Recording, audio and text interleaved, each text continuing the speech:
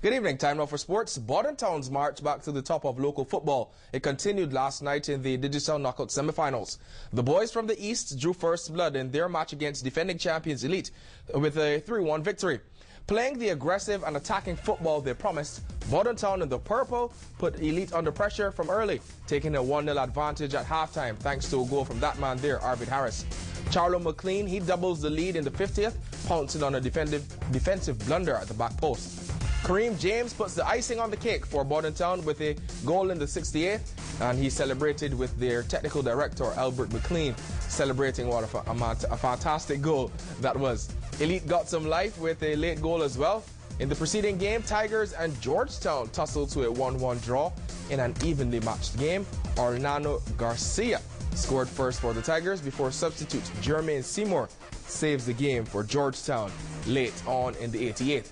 The second leg of the semifinals is scheduled for January 24th.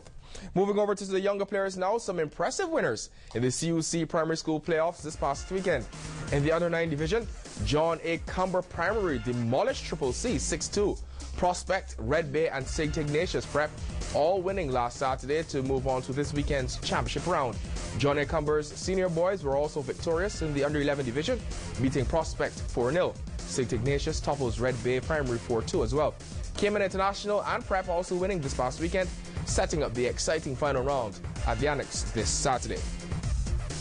Moving over to some boxing news now. Manny Pacquiao will fight Ghana's Joshua Clottey in March instead of his bitter rival Floyd Mayweather Jr. Plans for the pair to meet fizzled out last week after a row over Mayweather's demands for random blood testing. So Pacquiao now fights the tough Ghanaian at the new Dallas Cowboys Stadium March 13th.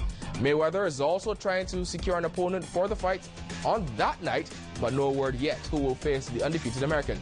Pacquiao's promoter, Bob Arum, said a fight at some point against Mayweather had not been totally ruled out. And fans were treated to some wicked wildcard football this past weekend. Recapping this weekend's highlights, the New York Jets, they humbled the Cincinnati Bengals 24-14. There's the Jets in the white, running back Sean Green doing some damage. The Jets tackle the high-riding San Diego Chargers. Next, that game is this weekend. Over in Dallas, the Cowboys dumped the Philadelphia Eagles 34-14. The Cowboys defense swarming Donovan McNabb and the high-powered Eagles offense.